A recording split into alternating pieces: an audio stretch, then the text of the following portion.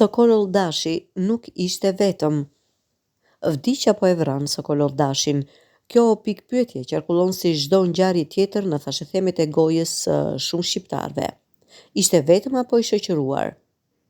Pas një viti analizash, ekspertizash dhe komentesh mediatike, mund të gjykojmë se Sokol Oldashi është bërë prej e një rjeti mafioz, politik që pengoi hetimin e ngjarjes që tronditi mbar opinionin publik.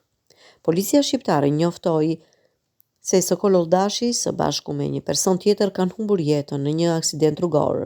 Për më shumë se 2 orë në vend, ngjarjen mbërriti gjithë shteti, media, deputetët, miqtë e tij, por edhe familja.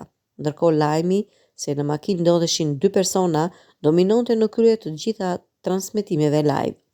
Nga ekspertiza e fundit e policisë rezultoi se sipas verifikimeve të kryera nga aparatura e posaçme të lidhjes me kompjuter, ka rezultuar që makina po drejtoi automatikisht dhe jo mekanikisht nga vetë viktima.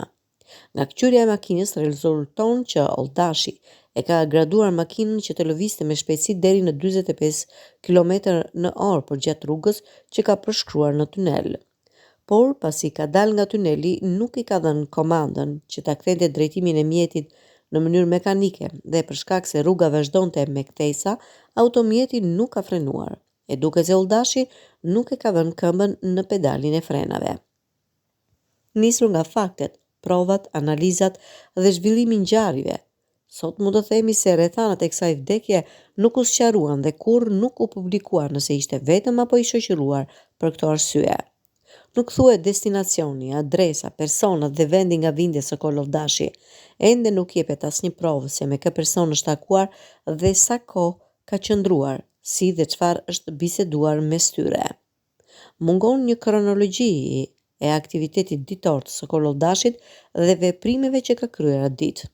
Mungon zbardhja e bisedave telefonike të Sokol Oldashit me personat e tjerë si dhe me kë është shoqëruar ditën që humbi jetën. U ngrit një alibi e paqen nga media se mund të ishte i shoqëruar me një vajzë, por që rasti version për shkak se vajza nuk ishte aksidentuar. Versioni që shoqërohej me një vajzë bie për shkak të jetës që bënte vitin e fundit Oldashi. Bie çdo version që Oldashi të ketë bërë një jetë motelesh sepse ishte një nga ish-ministrat me gjendje shumë të mirë financiare dhe me disa shtëpi në qytet apo në plazhe dhe për rrjedhoi nuk ishte nevojë të hynte hoteleve me femra.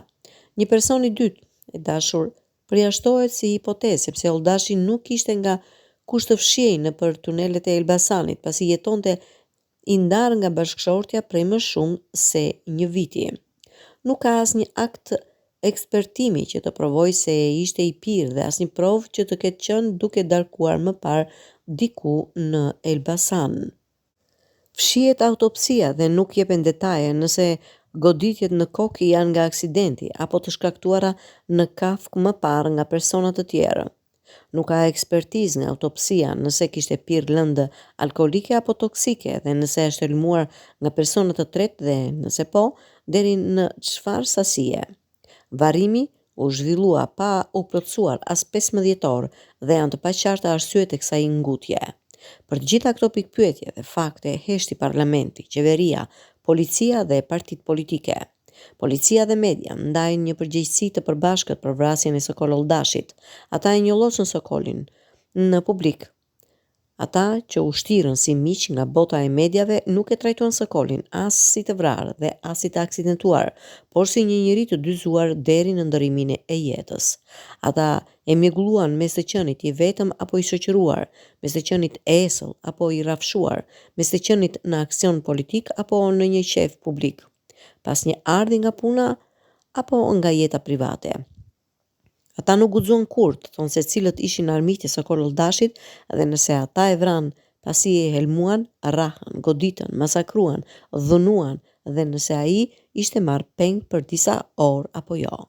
Ata heshtën dhe kurrë as e menduan që Sokoli ra në detyrë edhe prej detyrës sepse deshën të besonin ndryshe që Sokoli vdiq në aksident, jo si Sokoli shqiptarve, por si shok i gazetarve.